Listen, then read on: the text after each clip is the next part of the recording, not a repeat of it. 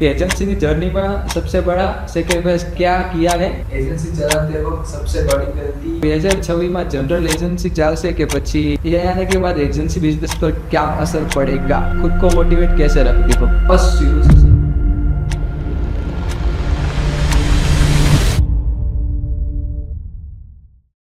આજનો video main question and answer ઉપર છે કે જે તમે લોકોએ પૂછ્યું એ જે મેં ફેસ કર્યું, મેં કઈ રીતે ધંધો બનાવ્યો, કઈ રીતના મારી નાનો માર્કેટિંગ સ્ટુડિયો છે ને શું પ્રોબ્લેમ આવ્યા, શું મેં ફેસ કર્યું કે પછી વોટ એવર જે કંઈ ક્વેશ્ચન હોય એનો હું ઓનેસ્ટલી આન્સર આપીશ, એનો ટ્રાય કરીશ. આના સિવાય કોઈ પણ તમારો ક્વેશ્ચન હોય તો પણ તમે મને પૂછી શકો છો. તો પહેલો ક્વેશ્ચન એવો છે, પેરેન્ટ્સને કઈ રીતે સમજાવ્યું કે એજન્સી ખોલવી છે. પહેલી જ્યારે અમે લોકો સ્ટાર્ટ કરતા હતા ત્યારે અમે બે પાર્ટનર હતા. તો મેં મારા ઘરે કંઈ એવું ખાસ કીધું નહોતું કે આવી રીતના એજન્સી ચાલુ કરીને આ રીતના. બસ મેં એવું કીધું હતું કે અમે અમારું ખુદનું કંઈક વર્ક કરીએ છીએ, જોબ મૂકી દીધી.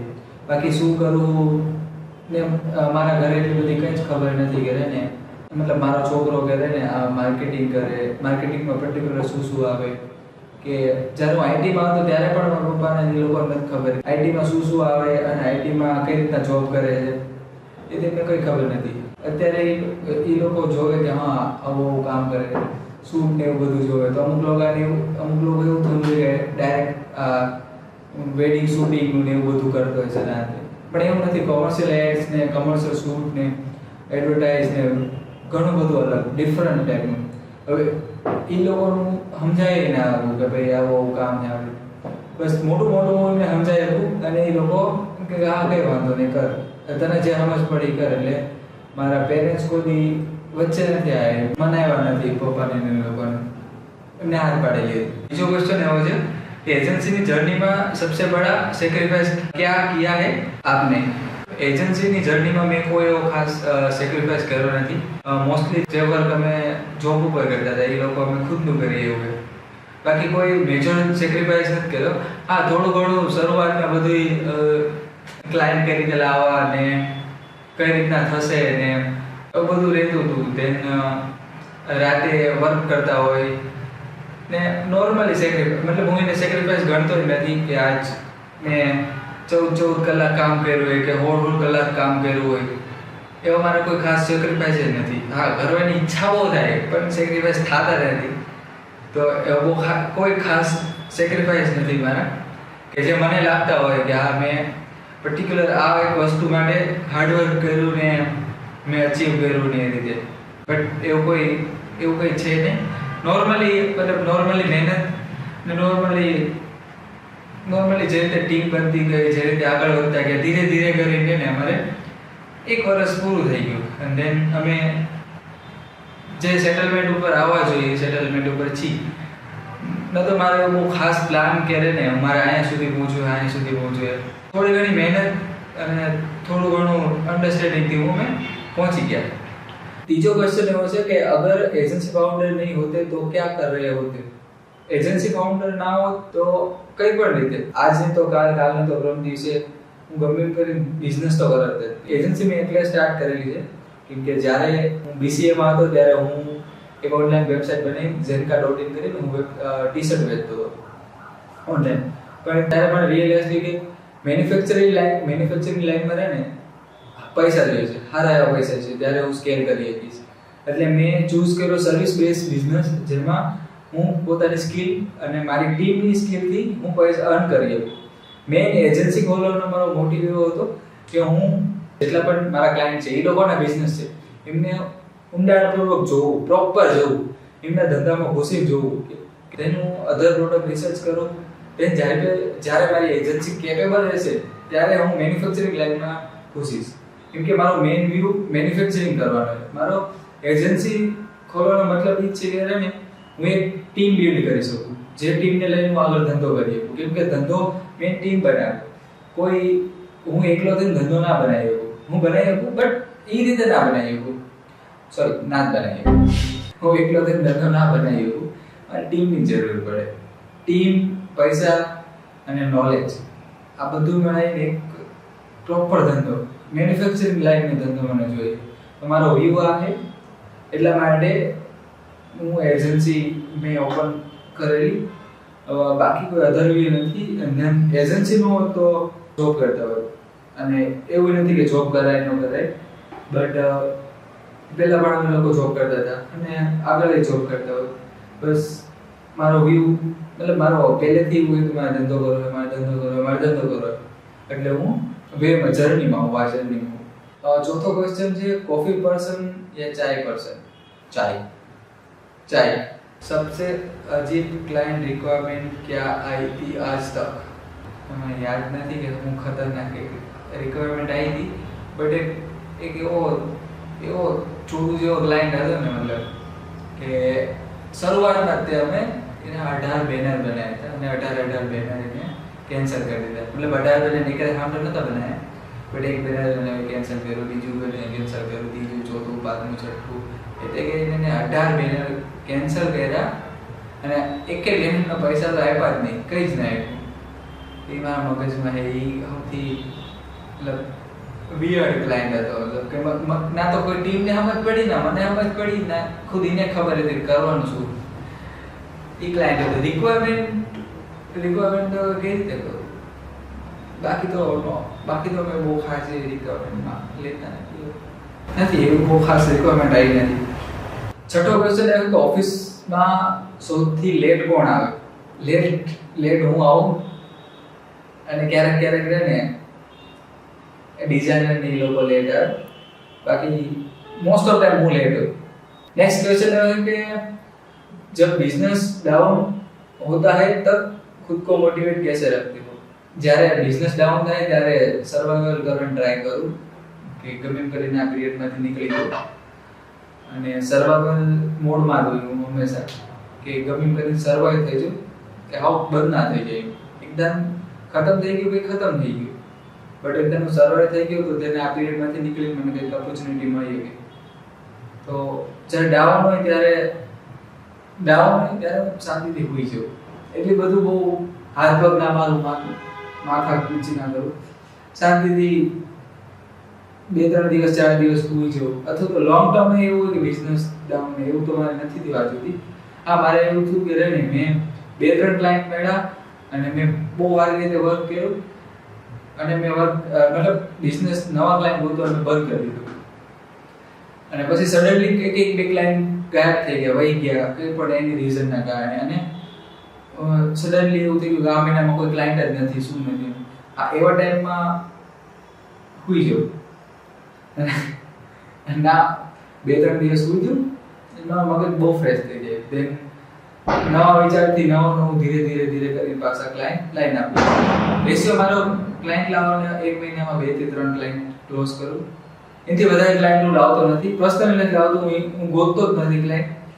જો માઉન્ટ ટુ માઉન્ટ આવતા રહે, દેન ઇન્ક્વાયરી હોય કંઈક તો ક્લોઝ કરીએ. બાકી હું ક્લાયન્ટ બહુ ખાસ ગોતતો જ નથી, કેમ કે હું મેનલી ઓફિસમાં કન્ટેન્ટ રાઇટિંગ અને બીડીનું વર્ક કરું વધારે ભાગે. તો બીડીનું કામ એવું છે જે હું 1% કામ કરું અને 90% હું કન્ટેન્ટ રાઇટિંગમાં ધ્યાન દેતો હોઉં. તો જ્યારે એવો ટાઈમ હોય કે બિઝનેસ ડાઉન ને ના થાય, તો પહેલા હું આમ થતું હતું મોટિવેટ રાખવાનું, ના તેમ કરવાનું, બહુ ટેવ પડી ગઈ એવી કે નાનું મોટું તો એવું ચાલ્યા રાખે. એક વર્ષમાં 6-7 ડાઉનફોલ ને એવું બધા આવી ગયા, તો ચાલ્યા રાખે. એટલે મોટિવેટ ને એવું નથી, મતલબ રોજ થોડું કામ કરીને સર્વાઈવલ મોડમાં હોય તો ટકી રહીએ એમ ગમે એમ કરીને. બાકી મોટિવેશન નથી એવું ખાસ કે ડાઉન મોટિવેશન આપણી નામ બિઝનેસને થોડી નાખ્યો, ગુજરાતની નંબર 1 એજન્સી બનાવી, એવું મારું મોટિવેશન નથી કોઈ દી. नेक्स्ट क्वेश्चन है कि काम जब बहुत बढ़ जाता है तो क्वालिटी खराब होने से कैसे बचते हो? मस्त क्वेश्चन. જ્યારે કામ વધી જાય ત્યારે ક્વોલિટી ખરાબ ના કરે, ત્યારે શેડ્યુલિંગ કરે પ્રોપર, અને ક્લાયન્ટને કહે કે આટલી વાર લાગશે કામ ડિલિવર કરવામાં, if તમને બહુ જલ્દી જોઈએ તો પછી ક્વોલિટી ડાઉન થશે. કેમ કે ઓબ્વિયસલી વસ્તુ છે કે કોઈ ક્રિએટિવ્સ બનતું હોય અથવા તો કોઈ વિડીયો એડિટ થતો હોય, તો એને પ્રોપર ટાઈમ જોઈએ. ઇફ એને ટાઈમ નથી મળતો તો એડિટર એને હરખી રીતે એડિટ નહીં કરી શકે, એને તમે કલાક આપો તો એ ભેગું કરીને ટ્રાન્ઝેક્શન નાખીને જેમ તેમ કરીને આપી દઈએ છીએ. પણ એ 3-4 કલાક આપો, 5 કલાક આપો, તો એનામાંથી બેસ્ટ આઉટપુટ કાઢીએ. એ તો ગ્રાફિક ડિઝાઇનિંગ માટે એવું છે કે કઈ પણ રીતે તમે જેટલો વધારે ટાઈમ આપો જેટલો વધારે ટાઈમ ક્લાયન્ટ આપે એ રીતે સારી ક્રિએટિવિટી છે ને બહુ જલ્દીમાં હોય તો ભાઈ નોર્મલ બની ગઈ છે. ઓબ્વિયસલી વસ્તુ કે કોઈ ઓપ્શન નથી. જો એક અર્જન્સીમાં કામ હોય અથવા તો કંઈક બેનર્સ અથવા તો કંઈક બહુ અર્જન્સીમાં કામ હોય તો પછી દેવું જ પડે. અને એક્સપિરિયન્સ પર્સન ટીમમાં હોય તો આ વસ્તુ ના થાય, બહુ ઓછી થાય. એટલે એક્સપિરિયન્સ પર્સન બહુ ફાસ્ટલી બનાવ્યો તો એ પ્રોપર બનાવીને મોકલે. અમારે ઘણી વાર એવું બધું થાય કે એક્સપોનું, ઇવેન્ટનું, આ બધું માર્કેટિંગનું કામ હોય તો બહુ જલ્દીમાં છે. મતલબ ઇવેન્ટમાં અને લાસ્ટ ટાઈમ નવરાત્રી કરી તમે એટલું જલ્દીમાં બધું કામ દીધું તો બધું કામ પ્રોપર જ થયું. કેમ કે ગ્રાફિક ડિઝાઇન અને વિડીયો એડિટિંગમાં બેમાં અમે એક્સપિરિયન્સ પર્સન હતા જે 4-5 વર્ષનો એક્સપિરિયન્સ લઈને બેઠો હોય તો એ લોકો આવી સિચ્યુએશન હેન્ડલ કરેલી હોય તો આ વસ્તુ ના થાય. અને થાય તો પછી ઓબ્વિયસલી વસ્તુ ક્લાયન્ટે પહેલેથી કીધું હોય કે ટાઈમ લેજો તો વધારે ક્રિએટિવ થશે, બાકી થોડું ઘણું તમારે એડજસ્ટ કરવું પડશે. नेक्स्ट क्वेश्चन एवो છે કે इंटर्न को हायर करके ट्रेन करना बेहतर है या महंगे एक्सपर्ट को हायर करना. इंटर्न मतलब કહેવા એવું માંગે કે इंटर्न ने हायर करनो बेटर છે કે પછી કોઈ એક્સપિરિયન્સ પર્સન ને લાવો બેટર છે. મારા પ્રમાણે છે ને experience person better to intern. કેમ કે જો અત્યારે મારી સ્ટુડિયો જે મેં વર્ક કરી એમાં ટીમ નાની. હવે કોઈ ઇન્ટર્ન લાઈન શીખવાડો બરોબર 6-7-8 મહિના સુધી શીખવામાં છે તેનાથી મને બહુ આઉટપુટ નહીં મળે એવું જોઈએ. પ્લસ મારો પોર્ટફોલિયો એવો છે કે જે ઇન્ટર્ન પ્રમાણે ડિઝાઇન નહીં હોય પણ મારો પોર્ટફોલિયો એક એક્સપર્ટ હશે, થોડો એક્સપિરિયન્સ વાળો પર્સન હશે તો એ મારા પોર્ટફોલિયોથી મેચ થઈ જશે. આજ નહીં તો કાલે 1 મહિના 2 મહિનામાં મેચ થઈ જશે. હા, એની સેલરી વધારે દેવી પડશે પણ તો એ મને આઉટપુટ જલ્દી આપશે. આઉટપુટ આપશે એટલે મારા માટે તો એક બેનિફિશિયલ વસ્તુ છે કે ક્લાયન્ટની ડિલિવરી આપે તો મારા માટે એની સેલરી કાઢી બહુ ઈઝી થઈ જશે કમ્પેર ટુ ઇન્ટર્ન. અને ઇન્ટર્નની બધા ટીમમાં હોય તો એ લોકો જે એક્સપિરિયન્સ પર્સન હોય એ લોકોને ધીરે મતલબ કઈ પણ રીતે ક્વેશ્ચન કરી હેરાન કરતા હોય. એવું નથી કે અમે ઇન્ટર્ન નહોતા જ રાખતા, અમે લોકો ઇન્ટર્નથી બહુ કામ કરતા હતા. મતલબ પહેલા શરૂઆતમાં અમે બજેટનું કંઈ જ નહોતું ત્યારે અમે લોકો ઇન્ટર્નથી જ કામ કરતા હતા. ઇન્ટર્નથી અમે એક ટાઈમે કંટાળી ગયા એટલે અમે આ સ્ટેજ ઉપર કોઈ ઇન્ટર્નને અમે હાયર નથી કરતા. હાયર કરીએ તો બહુ સારા ઇન્ટર્ન હોય કે દેખાતું કે હા પોટેન્શિયલ છે આ માણસમાં તો હાયર કરીએ. બાકી તો ઇન્ટર્ન હું પ્રેફર નથી કરતો. આ મારો વ્યૂ છે. તમારા લોકોને કરી શકો નહીં કરી શકો યોર ચોઇસ. નેક્સ્ટ ક્વેશ્ચન છે શરૂઆતમાં ફ્રીમાં કામ કરવું જરૂરી છે?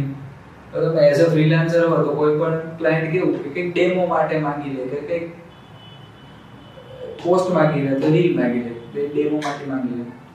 હવે ક્લાયન્ટને કેવું હોય કે ભાઈ ઘણા બધા મારા એવા ક્લાયન્ટ હતા જે 1 મહિનો કામ કરીને વહી ગયા. ઓનેસ્ટલી કાં તો એમને અમારે સેટ ના આવ્યું કાં તો અમારે એમની સેટ ના આવ્યું. જરૂરી નહીં કે ને બધાને સેટ આવે. જૂના ક્લાયન્ટ મારા 2 વર્ષ જૂના ક્લાયન્ટ કે જ્યાંથી અમે ફ્રીલાન્સિંગ કામ કરતા હતા ત્યારથી અમારા લોકો જોડે બધે કામ. બટ અમુક ક્લાયન્ટ એવા જે મહિનામાં હોય છે તો શરૂઆતમાં અમે ફ્રીમાં કામ હતા કરતા. મેં અમુક પૈસા લેતા હતા જેથી અમે અમારું પ્રોફિટ કઈ જ નહોતા લેતા. અમે લોકો પૈસા એટલે લેતા હતા કે સામેવાળા ટીમને અમે પ્રોવાઈડ કરીએ છીએ. જેમ કે અમે ફ્રીલાન્સિંગમાં ગ્રાફિક ડિઝાઇનિંગ અથવા વિડીયો એડિટિંગ કંઈ પણ કરાવતા હોય તો એ લોકોને અમારે પૈસા દેવા પડે. શરૂઆતમાં મેં કીધું અમારા લોકો પૈસા હતા ને તો પૈસા ક્યાં દેવા? અમે જેટલા પૈસા અમારા સામેવાળાને દેવાના હોય ડિઝાઇનરને અથવા એડિટરને એટલા પૈસા અમે લેતા હતા. જે અમારો કોસ્ટ હતો એ કંઈ જ નહોતા લેતા. તે ધીરે કરી પછી આગળ વધતું ગયું અને પછી તો ફ્રીનું કામ કરવાની જરૂર નથી. બસ તેને તમે તમારો પ્રોફિટે કાઢી શકો, તમારો કોસ્ટે કાઢી શકો. કાઢવું પડે કેમ કે તમારે રેન્ટ ભરવાનું છે, તમે સેલેરી દેવાની તો તમે એટલો ચાર્જ ના કરી શકો કે ભાઈ ચલો ફ્રીલાન્સર કરીએ. પણ હા, ફ્રીલાન્સિંગ અને એજન્સીમાં બહુ મોટો ડિફરન્ટ હોય કે તમે ફ્રીલાન્સિંગ કામ કરો તો એજન્સી કામ કરો. આમાં હાથી ઘોડાનો ડિફરન્ટ હોય. આપણે ક્યારે નેક્સ્ટ વાત કરશે આપણે આ ટોપિક ઉપર આપણે એક લોંગ વિડીયોની રીતે વાત કરશે બટ બહુ મોટો ડિફરન્ટ હોય અને શું કહેવાય ક્લાયન્ટને પ્રેફર એ જ કરે ક્લાયન્ટ કે એજન્સી હારે વર્ક કરે જે હારા ક્લાયન્ટ મોટા ક્લાયન્ટ જે સસ્તા હોય એ બધા ફ્રીલાન્સર સસ્તા મતલબ કે જો કે રિક્વાયરમેન્ટ એટલી લોંગ ટર્મની ના હોય વ્યૂ લોંગ ટર્મના ન હોય એવા ટાઈપના ક્લાયન્ટ બાકી सस्ता मॉडल नेक्स्ट क्वेश्चन है वो है कि चीप क्लाइंट को हाई पेइंग क्लाइंट में कन्वर्ट कैसे करें कोई तरीका है लो बजट वाला क्लाइंट हो અને એને હાઈ પેઇંગ માં કન્વર્ટ કરવા હોય તે લોકોને વેલ્યુ દેવું પડે ઇફ તમે વેલ્યુ ના દો ચલો વેલ્યુ ના દો પણ એ લોકોના ધંધામાં તમારે એવો મોટો બહુ મેજર ચેન્જ લઈને આવવો પડે કે એ લોકો તમને સામેથી એટલું પે કરે અથવા તમે તમારી વેલ્યુ પર એટલા કોન્ફિડન્ટ હોય કે ભાઈ હું જે વસ્તુ કરું એ બજારમાં નહીં મળે તો નહીં મળે કારણ કે મળશે તો જે મારા જેવી નહીં મળે મારો ક્લાયન્ટ હતો નિર્દોષ કરીને એ લોકો ખબર નહીં કેટલી એજન્સી બદલાવી છે એ લોકો બટ એમના પ્રોડક્ટને કોઈ મોકઅપ નહોતું માગ્યું આપણી આઠાજની પ્રોફાઇલમાં નિર્દોષનું મોકઅપ પડ્યું હોય છે અમે લોકો એનું મોકઅપ મારી દીધું આખું તો એ જ્યારે એમની પ્રોડક્ટ લોન્ચ થાય ત્યારે અમે ખાલી મોકઅપ મરાવવા એ અમારામાં એક અમે ફોટો શૂટ કરીને એનું પ્રોપર ડાયમેન્શન મોકઅપ મારી દીધી અને એમની વેબસાઇટમાં જે પણ બધી પ્રોડક્ટ છે એ સિમિલર ટાઈપની છે ફોટો શૂટમાં થોડું ઘણું 19-20 થઈ કે પણ મોકઅપમાં ના થાય એટલે એ લોકો અમારા જોડે ખાલી ઓનલી મોકઅપ મારે આવા ટાઈપની ઘણી બધી ક્લાયન્ટની રિક્વાયરમેન્ટ હોય છે જેનાથી વેલ્યુ પ્રોવાઈડ કરીએ તો તમે ક્લાયન્ટને અથવા રિલેશન એટલા સારા કે તમે લોકો હાઈ પેઇંગ ઉપર છે અને એમ મતલબ ક્લાયન્ટ પાસે તે હાઈ પેઇંગ લેવું એ જરૂરી નહીં અમુક ક્લાયન્ટ એવા હોય કે તમને રેફરન્સ જ એવા આપે અથવા તો પેઇંગ જ એવું આપે કે ને તમને ઈ ક્લાયન્ટ જ તમને બીજા ક્લાયન્ટ એટલા સારા આપે કે તમને બહુ મોટા ક્લાયન્ટ એવું મતલબ તમારો અત્યારનો પ્રેઝન્ટનો નાનો ક્લાયન્ટ એ તમને રેફરન્સ આપે કે ભાઈ આવી રીતે અમારું માર્કેટિંગ કરે તો તમારું બહુ મસ્ત કરશે પણ આ પ્રાઇસમાં કરશે કે આ પ્રાઇસમાં જે પછી આપણા વચ્ચે ડીલ થાય તો એ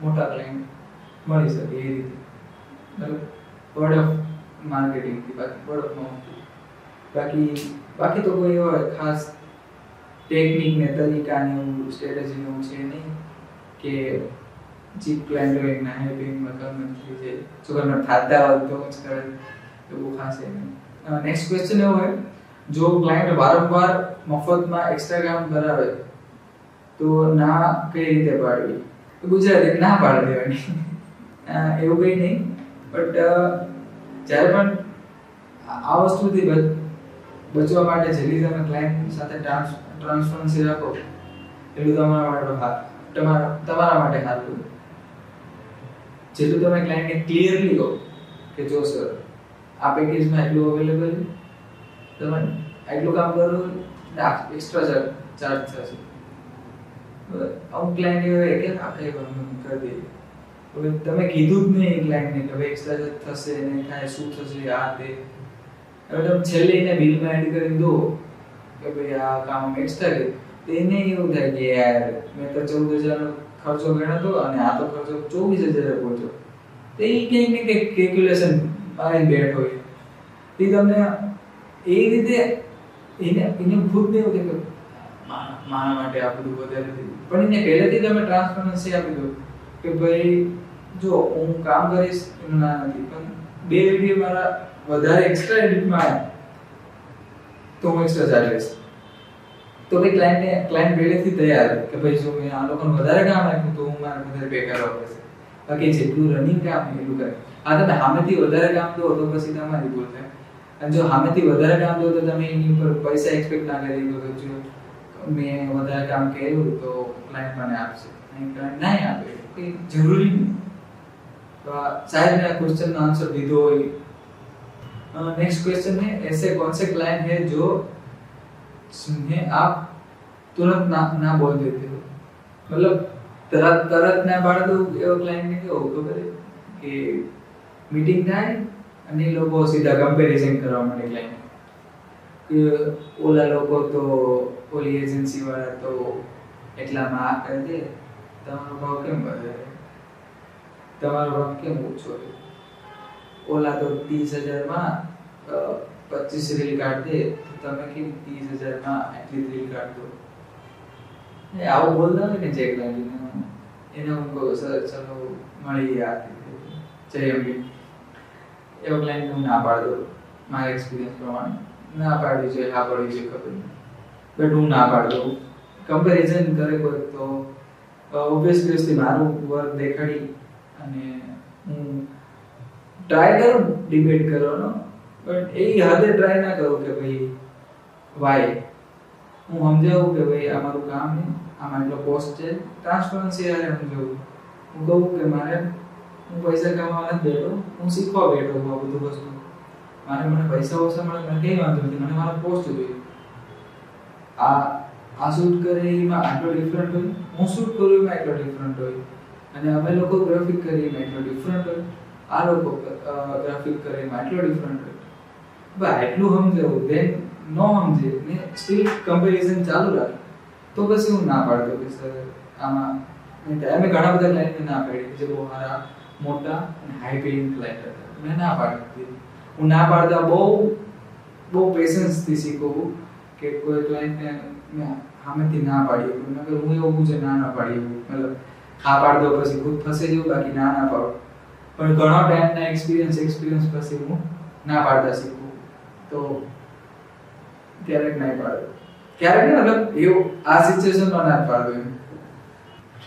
નેક્સ્ટ ક્વેશ્ચન એવો કે ને ક્લાયન્ટ પેમેન્ટ લેટ કરે ત્યારે કેશ ફ્લો કઈ રીતે મેનેજ કરો? ક્લાયન્ટને ખોટું લાગશે, બટ એજન્સી બિઝનેસ એવો હોય ને કે ક્લાયન્ટ હંમેશા લેટ પેમેન્ટ કરે. જો client time to time payment કરે, કોર્પોરેટ વાળા ક્લાયન્ટ હોય જે લોકો કોર્પોરેટમાં ડીલિંગ કરતા હોય, અથવા તો એજન્સી કોર્પોરેટને સર્વિસ આપતી હોય, તો એ લોકો કોર્પોરેટ વાળા ક્લાયન્ટ મેં જોયા હોય કે એ લોકો ટાઈમ ટુ ટાઈમ પેમેન્ટ કરે, અને બાકી જે બિઝનેસ વાળા ક્લાયન્ટ હોય એ લોકો લેટ કરે. કોઈ અનધર ઓપ્શન નથી. પણ તમારે તો તમારી એજન્સી અથવા તો તમારું સ્ટુડિયોને ટાઈમ ટુ ટાઈમ રેન્ટ ભરવાનું, ટાઈમ ટુ ટાઈમ સેલેરી દેવાની, કચરા વાળો, પોતા વાળો, પછી ચા વાળો, પાણી વાળો, આ બધા લોકોને તમારે ટાઈમ ટુ ટાઈમ પેમેન્ટ કરવાનું. પણ ક્લાયન્ટ ના સમજે કે ભાઈ આમલા વાળા મળશે નહીં કે કામ હશે આ તે. એની માટે તમે પ્યોરલી તમારા લોકોને જ્યારે પેમેન્ટ પોલિસી હોય ત્યારે જ્યારે તમે ડીલ ક્લોઝ કરતા હોય ત્યારે તમે પેમેન્ટ પોલિસી એમને સમજાવી દેવાની કે સર અમારે એટલું ટીમની એક્સપેન્સ હોય, એટલું ઓફિસના એક્સપેન્સ હોય, તો તમારે 1 થી 5 ની વચ્ચે પેમેન્ટ કરવું પડશે. ઇફ કોઈ પણ ઇશ્યુ થાય તો આપણે બે હિંમત છે, આપણે લોંગ ટર્મમાં કામ કરવાનું, એવું નથી કે આપણે એક મહિનો કામ કરીને બાકી જવાનું. આપણે લોંગ ટર્મમાં કામ કરવાનું. તમે મને હાચવજો, હું તમને હાચવીશ. હું તમને કામના રીતે હાચવીશ, તમે મને પેમેન્ટના રીતે હાચવજો. આવું ક્લાયન્ટ સમજતો હોય તો વેલ એન્ડ ગુડ. જો મારા ઘણા બધા ક્લાયન્ટ એવા જે હું કોઈ કામ ના કરું અથવા તો કંઈ જ ના કરું તો એ લોકો મને પેમેન્ટ કરી દે. અમે કંઈ જ કીધું હવે કે જેલા અમે તો એક ડીલ કરી, એટલે એ પોતાની પાર્ટીને એટલું આમ સ્ટ્રોંગ અને આમ કહેવાય ને જેન્યુઅન દેખાડવા એટલું, અથવા તો જેન્યુઅન પાર્ટી છે. હું આજ લગી એક ક્લાયન્ટ જે મારો આમ ડ્રીમ ક્લાયન્ટ, મતલબ એ ક્લાયન્ટના લીધે મેં એજન્સી ટકાઈ રાખી. જ્યારે મારો ખરાબ ટાઈમ હતો ત્યારે હું એમ લોકોને વર્ક ડિલિવરી નહોતો કરી શકતો કે નથી એવું વેલ્યુ પ્રોવાઈડ કરી શકતો, પણ સ્ટીલ એ ક્લાયન્ટે ને મારો સાથ ના મળ્યો. એ લોકો પણ લેટ પેમેન્ટ કરે તો મને હાલ, કેમ કે એક ટાઈમે એ લોકો મને સાચવ્યું. હવે જ્યારે મારો વારો આવ્યો ત્યારે હું પાછો ના હટી. પણ મોસ્ટ ઓફ બિઝનેસમાં હું એવી ટેકનિક યુઝ કરું કે મતલબ હું મારા અકાઉન્ટન્ટ તરીકે માણસને રાખું, એ માણસને બધી ઇન્વોઇસ મોકલી દઉં, એને બધા ક્લાયન્ટના નંબરે મોકલી દઉં કે આ ક્લાયન્ટને તારે ઇન્વોઇસ મોકલવાની, તેને તારે વાત કરવાની કે હું 8,000માંથી વાત કરું, સર તમારી આ ઇન્વોઇસ છે, તમે 1 થી 5 ની વચ્ચે પેમેન્ટ કરી દેજો. એ પર્સન ક્લાયન્ટ સાથે કોર્ડિનેટ કરે દર વખતે કે સર તમારું પેમેન્ટ કરવાનું બાકી છે, સર તમારું પેમેન્ટ કરવાનું બાકી, એમ કરીને પેમેન્ટ કરે. ફરક શું પડે કે સીધો હું જેને કહું કે મારે અને ક્લાયન્ટ વચ્ચે બેને સંબંધ હોય ને સંબંધ વચ્ચે પૈસા આવે એટલે સંબંધમાં ખોબો પડે એનાથી બેટર કે થર્ડ પર્સન જોઈને કોઈ પૈસા માંગે. હું પૈસા માંગુ તો ન સારું લાગે કે ભાઈ મને નથી સારું લાગતું. તમને લોકો લાગતું હોય તો કઈ વાંધો નહીં, મને નથી સારું લાગતું. ભલે મેં કામ કર્યું હોય પણ તો હું પૈસા નથી માંગી શકતો. અમારા ખામી પણ તોય છે. એટલે હું થર્ડ પર્સનને કહું કે ભાઈ તું ક્લાયન્ટ પાસે અપડેટ લે કે પેમેન્ટ ક્યારે કરે છે, શું કરે, કઈ પણ કરીને કેશ ફ્લો મેનેજ કરીએ. શરૂઆતમાં બધા લોચા થાય, તેમ છતાં તમને ટેવ પડી છે કે આ વસ્તુ છે જ તે, એટલે આ વસ્તુ કરવાની જ છે. એવું નથી કે શરૂઆતમાં અમને બે મહિના 3 મહિના ગયા હતા તેને તો ફાટીને આમ આવી ગઈ કહું આ બધું શું થયું, આને દેવાના આને જેટલા પૈસા આવતા એટલે દેવામાં જ જાય, બધું દેવામાં જ જાય. ફ્લો મેનેજ કરીને તો વાત જ ત્યારે આવે જ્યારે પ્રોફિટ આવે. જેટલા આવે એટલા જાય, જેટલા આવે એટલા જાય, રેન્ટમાં જાય, સેલરીમાં જાય, અધર ખર્ચામાં જાય. ત્યારે તો સિસ્ટમ એટલી હાઈફાઈ ન હોય કે એને એ સિસ્ટમને યુઝ કરી કે ધીરે ધીરે અમે લોકો સિસ્ટમને એવું બધું યુઝ કરતા થયા એટલે વસાવતા થયા એની રીતે. તો કેશ ફ્લો નેચરલી મેનેજ થઈ જાય થોડો ઘણો, બસ ઉધારી નહીં કરવાની અને થઈ જાય મેનેજ થઈ જાય. એવું બહુ ખાસ રોકેટ સાયન્સ નથી, ટેવ પડી જાય એક ટાઈમે. જો શરૂઆતમાં તમે નવા હો તો તમે 3-4 મહિના ફાટી જાય છે કે શું ક્યાંથી મેનેજ કરે છે. 5-6 મહિના પછી તમે એવું નાનું એવું ટેન્શન તો તમે પાણી નહીં લેવું, પાણી ના લેવું. બસ મારો એક્સપિરિયન્સ આ છે કે તમારે કંઈક અલગ રીતે કે તો કંઈ નક્કી નહીં. નેક્સ્ટ ક્વેશ્ચન એવો કે શું 2026માં જનરલ એજન્સી ચાલશે કે પછી નીશ બેઝ એજન્સી બનાવવી પડશે 2026માં? ઇફ તમે શરૂઆત કરતા હોય ને તો કંઈ પણ કામ કરો યાર, મતલબ કોઈ એવું નીશ ના જોવો કે આ નીશ. તમે શરૂઆત કરો તો કરી દો, કંઈ વાંધો નહીં, કંઈ પણ કામ કરો.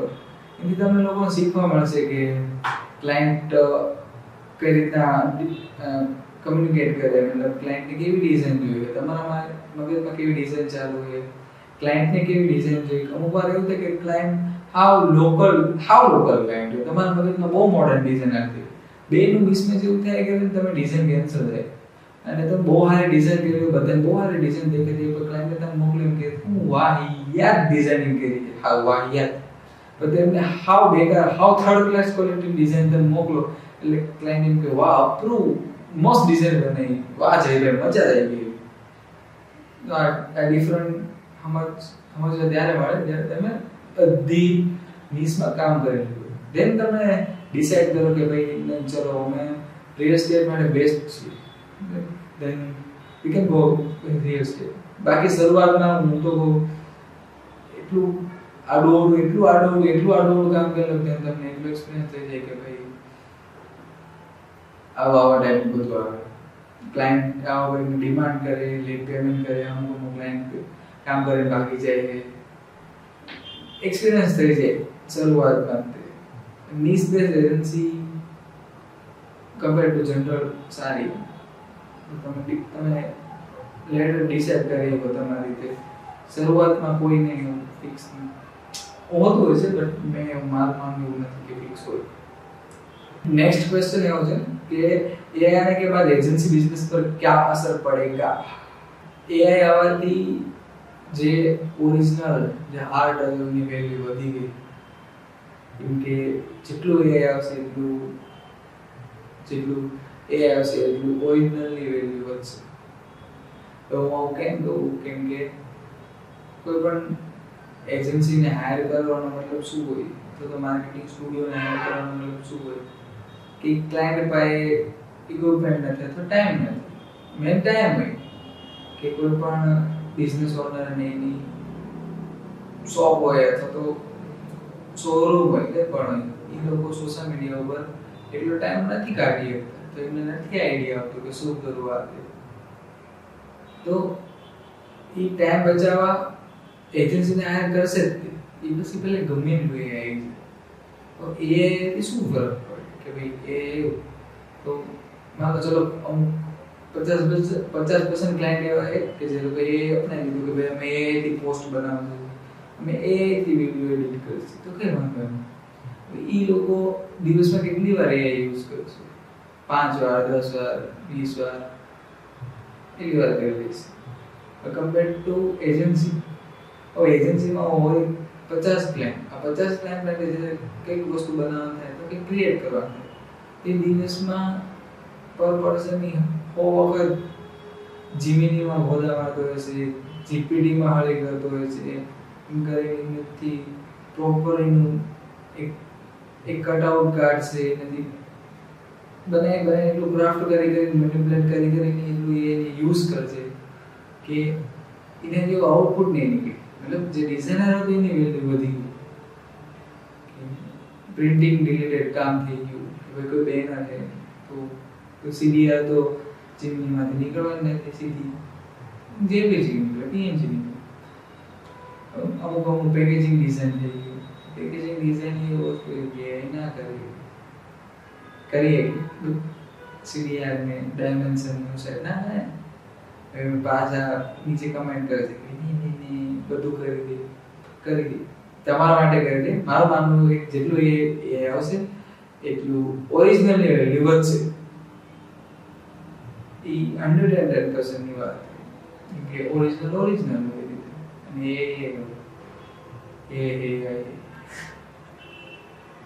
મારું માનવું આ બધાને પોતપોતાનું માનવું હોઈ શકે.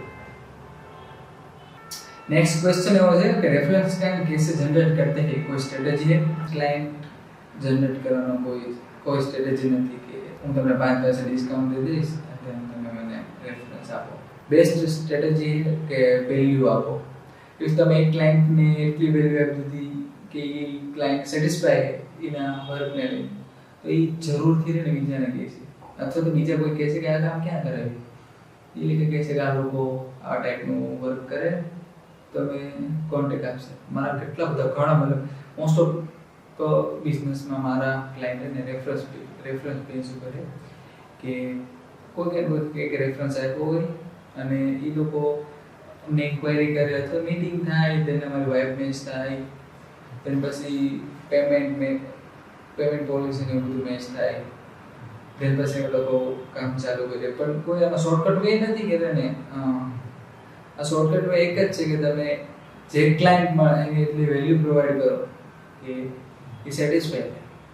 એકદમ એ સેટિસ્ફાય થઈ ગયો બીજા ક્લાયન્ટ આપશે, ત્રીજા ક્લાયન્ટ આપશે, એનું સર્કલમાં હશે ક્લાયન્ટ એનું.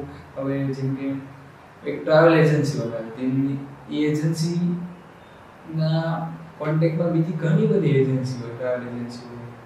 એક એજન્સીનું કામ બેસ્ટ કરી નાખે સમજી ગઈ, તો અધર એજન્સી વાળા એ લોકોનું સર્કલમાં જોતા જ હોય, સ્ટેટસ જોતા હોય, સ્ટોરી જોતા હોય, કઈ પણ વસ્તુ જોતા હોય, તો એ લોકો ઇન્ફ્લુઅન્સ થઈને તમારા પાસે આવી શકે.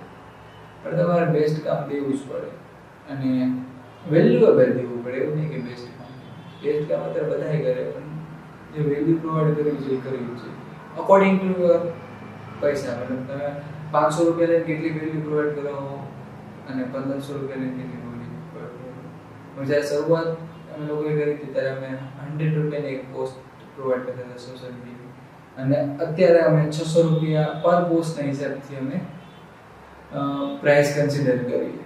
પણ બેમાં બહુ મોટું ડિફરન્સ હોય. તો તમારે ખુદને ડિસાઈડ કરવાનું હોય ને ક્લાયન્ટને એ વસ્તુ ગળે ઉતરવી જોઈએ કે હું એટલા બધા પૈસા શું કામ ખર્ચું કેમ ભાઈ. એટલે તો આ એક મેઇન સ્ટ્રેટેજી કયો હતો કે પછી આમાં તો હું સ્ટ્રેટેજી કહેવા આ એક વે છે. જો તમારે ઇફ તમે વેલ્યુ પ્રોવાઈડ કરશો તો તમને ક્લાયન્ટ મળી જશે. નેક્સ્ટ ક્વેશ્ચન એવો હોય કે ક્લાયન્ટ નથી તો પોર્ટફોલિયો કઈ રીતે બનાવવો, સ્ટ્રોંગ પોર્ટફોલિયો માટે શું કરવું? એકચ્યુઅલી સારો ક્વેશ્ચન કે ભાઈ જ્યારે શરૂઆત કરીએ ત્યારે આપણે કંઈ પોર્ટફોલિયો ના હોય, ક્લાયન્ટને દેખાડવા માટે કઈ વર્ક ના હોય, અથવા તો શરૂઆતમાં પોર્ટફોલિયો બિલ્ડ કરવાનું વિચારતા હોય. ઘણા બધા લોકો કે ચલો પોર્ટફોલિયો બિલ્ડ કરી નાખીએ આપણે. બટ જ્યારે મેં શરૂઆત કરી ત્યારે મારી પાસે થોડોક એવો પોર્ટફોલિયો જેવો હતો જે મેં પાસ્ટ કામ કર્યું હતું પછી અમે થોડું ઘણું આમ તેમ કર્યું હતું. હવે તો મતલબ ક્વેશ્ચન આવે કે તું શું કરવું એમ. તો ક્લાયન્ટને બહુ ક્લાયન્ટને હાઉ ટ્રાન્સપરન્સીથી કહી દો કે સર મેં આમાં કામ નથી કર્યું બટ હું આ કામ કરી શકું.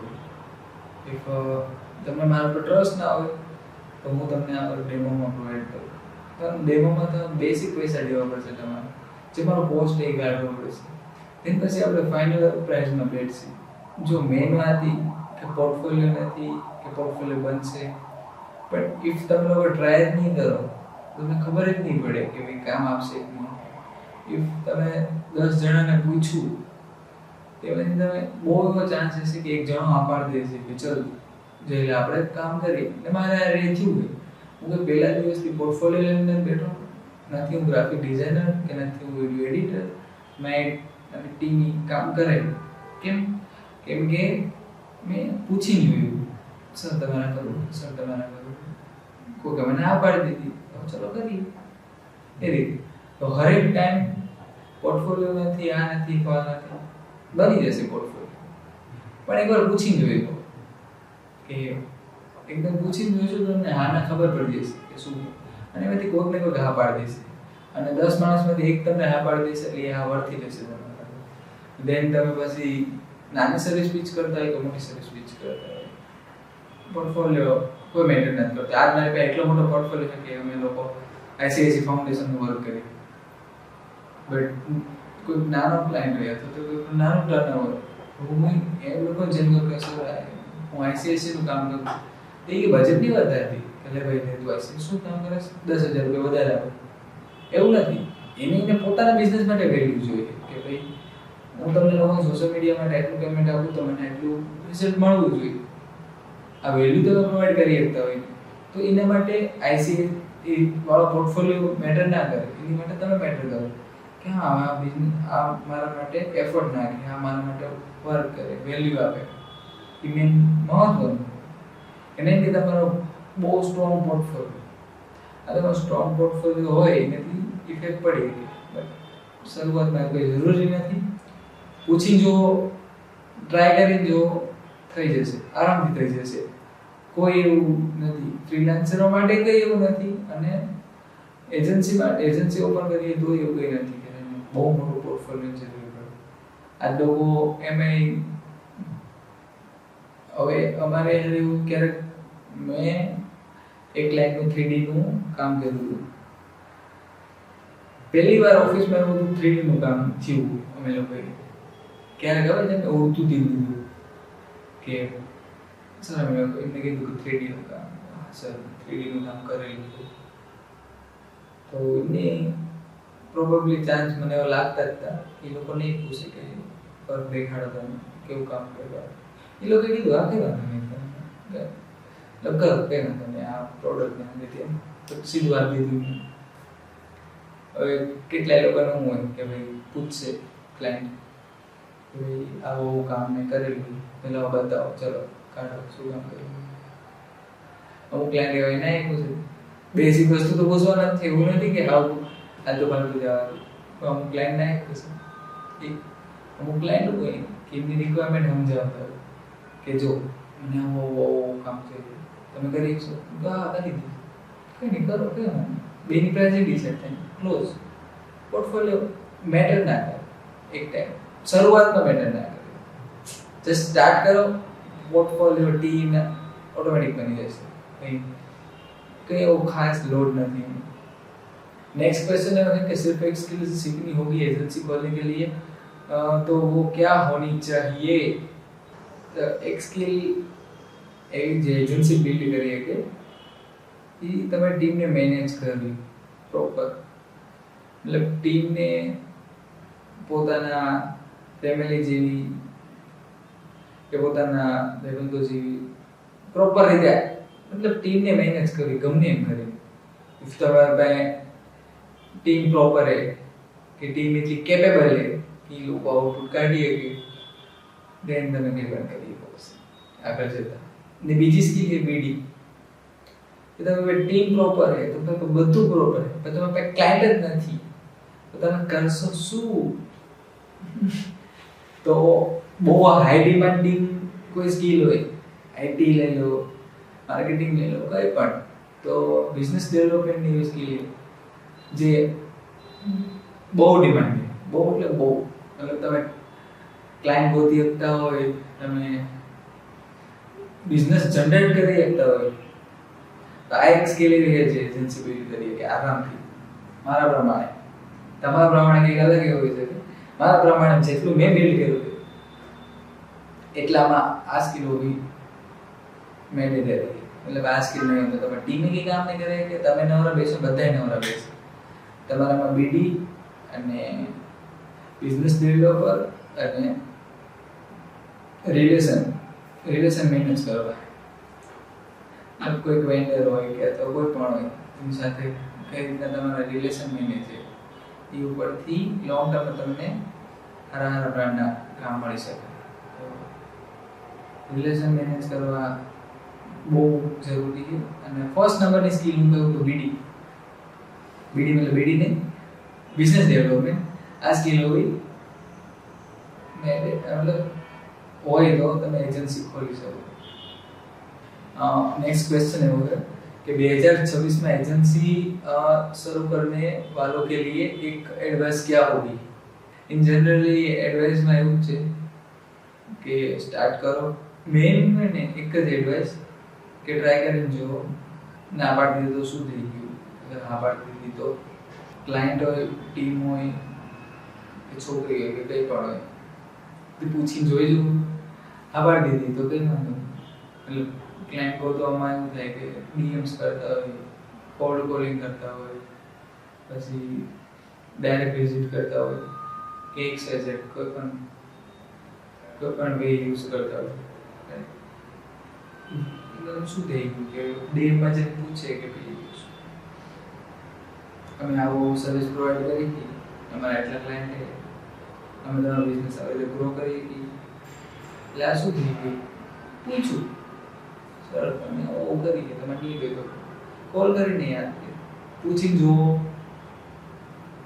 એકદમ 4 જણામાંથી 2 જણાએ આ પાડી દીધી કે હો, અને એવું થાય હંમેશા. तो नेक्स्ट क्वेश्चन है वो है कि अगर आज वापस जीरो से शुरू करना हो तो क्या अलग करेंगे? आज जीरो થી ચાલુ કરવાનું હોય તો શું અલગ કરશે? જો પાછું ઝીરો થી ચાલુ કરવાનું હોય તો અમે લોકો પેમેન્ટ ઉપર બહુ સ્ટ્રિક્ટ, મતલબ બહુ સ્ટ્રિક્ટ કે મતલબ એડવાન્સ પેમેન્ટ જોઈએ તો જોઈએ, કામ નહીં થાય. પેમેન્ટમાં ભૂલ કરી એટલે અમે લોકો ફૂલ ઠોકા. પેમેન્ટના લીધે અમે એટલા હેરાન બધા હેરાન, ટીવી હેરાન થઈ, હું હેરાન થયો, બધા હેરાન. તો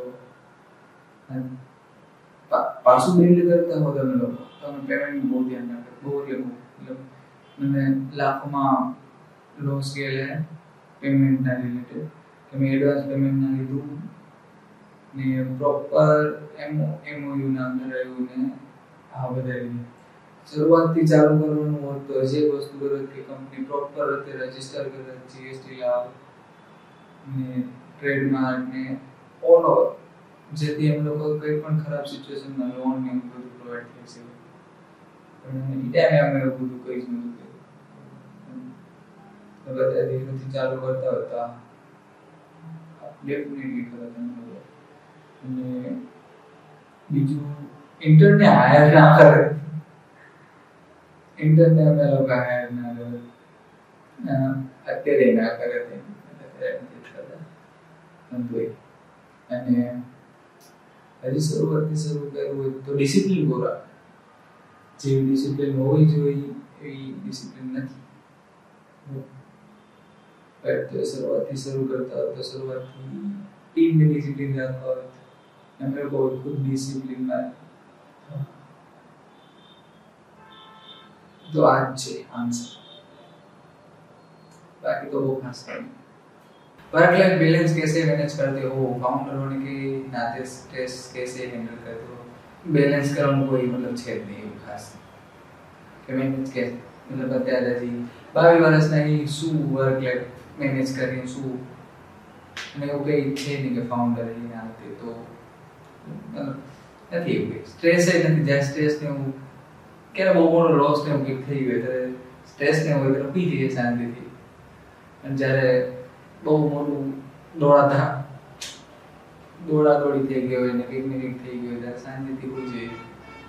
હું હોઈ જાઉં. મારો બેસ્ટ ઈ છે કે ને જ્યારે પણ ફાટે ત્યારે હોઈ જવાનું શાંતિથી. એમ પછી બીજે દિવસે ઉઠીને વિચારવું કે શું કરીએ પણ કંઈ પણ થાય એટલે હોઈ જવાનું. મારું પહેલું સ્ટેપ જ એ હોય કે એકથી હોઈ જવું ખતમ. કેમ એવું ખબર નહીં પણ હું હોઈ જાઉં તો સ્ટ્રેસ હેન્ડલ કરું. પણ મને કોઈ સ્ટ્રેસ થતો નથી. મેજર સ્ટ્રેસ થતો નથી મને. બટ હેન્ડલ એ રીતે કરી લો. ક્યારે એવો વિચાર આવ્યો કે આ બધું બંધ કરીને ચૂપચાપ જોબ કરી લઉં? હા, મતલબ રોજ એવો વિચાર આવે. ક્યારે નહીં, રોજ એવો વિચાર આવે કે બધું બંધ કરી શાંતિથી જોબ કરી આની બધી માથાકૂટ કોણ કરે. પણ એટલામાં તે હાર માની જઈએ તો ભાઈ શું યાર આગળ જે મેન્યુફેક્ચરિંગનો કીડો છે, ફેક્ટરી ઇલેક્ટ્રિકનો કીડો છે. આગળ તો આમ કરતાં બહુ વધારે માથાકૂટ થાય, બહુ વધારે કામચમ થાય હોય. તો એટલામાં તો પાણી નથી અડતું એવું છે. પણ હા, વિચાર આવ્યો નથી આવે ક્યારેક લો ફેઝમાં ડાઉન બિઝનેસ ડાઉન હોય અથવા તો પ્રોબ્લેમ થઈ હોય તો જનરલી બધા વિચાર આવ્યા રાખે. પણ એટલા સ્ટ્રોંગ વિચાર ન હોય કે જે મારો વિઝન છે એને તોડી શકે અથવા તો એને આજુબાજુ પટકે. ફાલતુ વસ્તુ આવ્યા રાખે એવું મારું મગજ તો આવ્યા રાખે. एक बहुत मस्त क्वेश्चन पूछूं कि एजेंसी चलाते वक्त सबसे बड़ी गलती मिस्टेक क्या थी? एजेंसी चालू करो मैंने नहीं, સૌથી મોટી મિસ્ટેક એક બાર ભૂલ થઈ હતી કે મેં પેમેન્ટ ના લીધું. પેમેન્ટ ના લીધું મતલબ પેમેન્ટ બાર વાગી ગઈ, પછી પાર્ટી ઉઠી ગઈ નવરાત્રી. એક બહુ મોટી ભૂલ થઈ ગઈ જેને મને લાખોનો લોસ ગયો હતો. અને બીજી સૌથી મોટી ભૂલ એ થઈ ગઈ કે બીજી મારી પર્સનલ ભૂલ કહું તો હું જ્યારે પ્રાઇસનું ડિસ્કશન કરવા બેઠા ને હું ક્યારેક બહુ લો પ્રાઇસમાં ડીલ કરી લો અને બધા લોકોને ખસેડો. ડીલ થઈ ગયો હોય તો તે પ્રાઇસ ના વધારી હતી અને એ પ્રાઇસમાં અમારે આગળ વધવું પડે. તો આ 2-3 મિસ્ટેક મારે હંમેશાની થતી રહી. બાકી બહુ એક મેજર મિસ્ટેક નથી જેને લીધે આખો ટર્ન આવ્યો. હા, ઘણી બધી લર્નિંગ વાળી મિસ્ટેક છે જે મેં કરેલી. કેમ કે શરૂઆતમાં બધાથી મિસ્ટેક થઈ. મારાથી વધારે થઈ ગઈ. મારાથી ટોટલ 8 થી 10 મિસ્ટેક એવી થઈ ગઈ કે મારે ના કરવી જોઈએ તો થઈ ગઈ. જ્યારે કરતા હતા ત્યારે મને નથી ખબર કે આ વસ્તુ થશે કે આ નહીં, બટ થઈ ગઈ. અને થઈ ગઈ પછી અમને ખબર પડી કે હવે પાડા બાંધવાનો કોઈ ફાયદો નથી. તો મિસ્ટેક મારા હાથમાં નથી. બસ આ પેમેન્ટના રિલેટેડ ને થોડા રિલેશનના રિલેટેડ, એજન્સીના રિલેશનના રિલેટેડ થોડી મિસ્ટેક થઈ જે મતલબ પેમેન્ટના રિલેટેડ હતી ને રિલેશનના રિલેટેડ હતી. તો આ બે વસ્તુમાં બહુ ધ્યાન રાખવાનું. હાયરિંગ કરતી વખતે કેન્ડિડેટમાં સૌથી પહેલા શું જોવો? સ્કિલ, એટીટ્યુડ બે. સ્કિલ વધારે મેટર કરે અને એટીટ્યુડ એ મેટર કરે. તો સ્કિલ બહુ વધારે મેટર કરે. એ સ્કિલ નથી તો એમાં કંઈ કામ પણ નથી. અને સ્કિલ એ નથી ને એટીટ્યુડ એ તો ભાઈ જઈ આમ મળી જાય તો લેવાનો કોઈ ફાયદો નથી. અને એટીટ્યુડ એ સ્કિલ જ નથી તો પછી કે કામ જ નથી. સ્કિલ હોય ને એટીટ્યુડ હોય તો એ વાંધો થોડુંક મહેનત થઈ ગઈ. બંને લોકો મહેનત કરી થોડોક નીચે રમે તો એને મહેનત નહીં બાકી તો આવા નીચે મોરે ફરો એવું નથી. स्किल मैटर करे. टीम कल्चर कैसा मेंटेन करते हो? रिमोट वर्क क्या आपके ऑफिस में જ કરીએ અને કલ્ચરમાં તો શું ઓનલી બોયઝ ડે કે નકરી ગાળા ગાળી ખાતી નકરી બધા ગુજરાતી અમુક કાઠિયાવાડી, અમુક અમદાવાદના ને જુનાગઢના ને. બાપુનો એક જ પેટર્ન સવાલ છે કે રોકે નહીં. કોઈ કલ્ચર મેનેજમેન્ટ થતું બસ ગાળી ના કરી ગાળી. જ્યારથી અમે લોકો ડિસાઈડ કર્યું કે છોકરી ટીમમાં નહીં લીધી ત્યારથી તો બૂમ પડી ગઈ ટીમમાં કે ભાઈ કલ્ચર તો આનું જ છે, ખાવા પીવા ફૂલ મેચ. ફ્રીલાન્સિંગ સાથે વર્ક કરવું સારું કે પછી ફૂલ ટાઈમ એમ્પ્લોયી હાયરિંગ કરવું? આ બહુ long question, sorry long answer है, પણ શોર્ટ ટર્મ આવું કહી દો કે ને ફૂલ ટાઈમ કરવું બહુ better compare to full freelancing. Freelancing મારા માટે અત્યારે નથી, પહેલા અમે ફ્રીલાન્સિંગ કરાતો અત્યારે ઝીરો ફ્રીલાન્સિંગ. બટ આ ક્વેશ્ચન વિશે આપણે બહુ ડિટેલમાં એક વિડીયો બનાવશી કે કેમ ફ્રીલાન્સિંગ ના કરવું જોઈએ, કેમ ફ્રીલાન્સિંગ કરવું જોઈએ. મોટું હું કહી દઉં તો ફ્રીલાન્સિંગ એટલે ના કરવું જોઈએ કેમ કરીને ફ્રીલાન્સર બધા રાતે ના થાય, જો બાકી આવીને પછી કામ કરે. હવે માની લો કે કંઈક ફ્રીલાન્સિંગમાં ગ્રાફિક ડિઝાઇનિંગ બનાવી તો કંઈક ચેન્જ આવ્યો તો બીજા દિવસે હાજર રહેશે, ક્લાયન્ટને જોઈતી હોય હવારે, તે રીતના મેનેજ થાય. એની કરતાં ફૂલ ટાઈમ એમ્પ્લોય હોય તો કંઈક ચેન્જ આવ્યો અત્યારે કરીને અત્યારે ક્લાયન્ટને પ્રોવાઈડ કરો બેસ્ટ, ક્લાયન્ટને ઓન ટાઈમ રિપ્લાય. ઓલામાં કેવું એ લોકો જોબમાં બેઠા એ લોકો ઓન ટાઈમ રિપ્લાય ના કરીએ કે ફ્રીલાન્સિંગમાં બહુ મોટો એક લો પોઈન્ટ કે જે બી કહેવાય. એટલે હું ફ્રીલાન્સિંગ અવોઇડ કરું ટોટલી કરું, પણ બહુ માઇનર, મતલબ 100% માંથી 1% ફ્રીલાન્સિંગ કરીએ. નેક્સ્ટ ક્વેશ્ચન આવે કે પહેલો એમ્પ્લોય કેવી રીતે હાયર કર્યો હતો? તો ફર્સ્ટ એમ્પ્લોય અમે વર્કિડિયામાંથી હાયર કર્યો હતો. ટેલિકોલર એક છોકરી હતી અને હાયર કર્યો હતો અમે પ્રોજેક્ટ માટે. હું પહેલો એમ્પ્લોય હતો અમારો. ત્યારે અમે પીસી નહોતું, ક્લાયન્ટ એમને લેપટોપ હતું, આ લેપટોપમાં કામ કરું. पहले एम्प्लॉय थे. अभी आपकी टीम कितनी बड़ी है? 5 जन टीम, 5 जन टीम, बહુ મોટી ટીમ નથી, 5 જણ. તો પાંચે બૂમ પડે દેવા ફૂલ. ગ્રાફિક ડિઝાઇનર है બે, એક વિડિયો એડિટર है, બાકી એક અકાઉન્ટન્ટ, એક હું, અને બાકી ઘણી બધી ટીમ है બડી ફ્રીલાન્સિંગ. સિનેમેટોગ્રાફર, પછી એડિટરો है, મોશન વાળા है, इन हाउस નથી. इन हाउस જેટલા 5 જણા છે, જે 5 જણા અમે કન્ટિન્યુઅલી વર્ક કરીએ. શરૂઆતમાં ઇન્વેસ્ટમેન્ટ કેટલું હતું?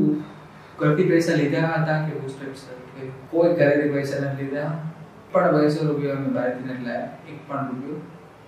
જેટલા ક્લાયન્ટ આવતા ગયા એટલું ઇન્વેસ્ટ કરતા ગયા, જેટલું આવતા ગયા ઇન્વેસ્ટ કરતા ગયા, આવતા ગયા ઇન્વેસ્ટ કરતા ગયા. બિલ થતું રહ્યું. સ્ટીલ જર્ની ચાલુ જ છે કે આજે કંઈક સારું એવું પ્રોફિટ થાય તો કે ટૂલ આવે, ટીમનો મેમ્બર આવે કે પછી કોઈ પણ આવે. ઝીરોથી આ વસ્તુ એવું વિચાર. પહેલો કે 5000 માં તો ત્યારથી લઈને આજ સુધી કોઈ પણ વસ્તુ ચેન્જ નહીં, એક પણ રૂપિયો બહાર નહીં. મતલબ એવું નહીં કે જોબ કરતા હતા જોબના પૈસા આમાં નાખી દીધા. એક HP નું લેપટોપ હતું તે ભાવે HP નું લેપટોપ પાંગીને અત્યારે હાર્ડ ડિસ્ક આઈડી હતી પણ એક HP નું લેપટોપ એક જ હતું, બાકી કંઈ નહોતું. બાકી આજે તો PC ને બધું એક જ નહોતું, ઝીરો. HP ને એક લેપટોપ થી અમે વેબસાઇટ બનાવી, વેબસાઇટથી ઓફિસ લીધી, ઓફિસથી પછી ક્લાયન્ટ આવ્યા, PC આવ્યું, કે બીજું PC આવ્યું, ત્રીજું PC આવ્યું, લેપટોપ આવ્યું, कोई इन्वेस्टमेंट नहीं, जीरो, ओनली जीरो. एजेंसी का नाम कैसे सोचा? इससे पहले क्या स्टोरी है? કોઈ બહુ ખાસ વિચાર્યું નથી કે શું કામ શું. ઝેન્કા હતું, ઝેન્કાનું આર્થાસ કરી નાખ્યું.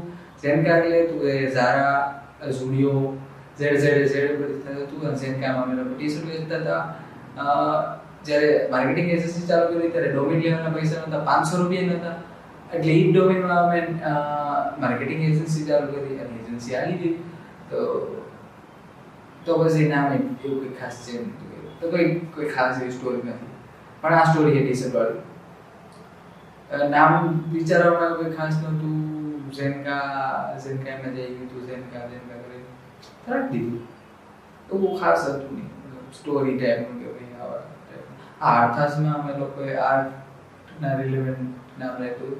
કે આર્ટસ એના અમારું બેસ્ટ નામ થોડું વિચારી નાખ્યું પણ એમાં એવું હતું કે ને રાખી દીધું નામથી બહુ કંઈ ખાસ એટલું બધું ડિફરન્ટ નતો ફરક પડતો ફરક નતો પડતો. તમે પહેલો ક્લાયન્ટ કઈ રીતે મળ્યો હતો અને એ પેડ હતો કે ફ્રી હતો? સૌથી પહેલા એક ક્લાયન્ટ મળ્યો હતો એક રેફરન્સ થી જ આવ્યો હતો કે ચાલુ કર્યું કે આ લોકો પેડ હતો પણ એને પૈસા જ નહોતા આવ્યા. પહેલા ક્લાયન્ટ જ પૈસા નહોતા આવ્યા. એકચ્યુઅલ પહેલો ક્લાયન્ટ હતો 5,000 રૂપિયાનો પહેલો ક્લાયન્ટ હતો અને સારો ક્લાયન્ટ હતો થોડોક તેના પ્રમાણે થોડું સારો ક્લાયન્ટ હતો કઈ રીતે મળ્યો?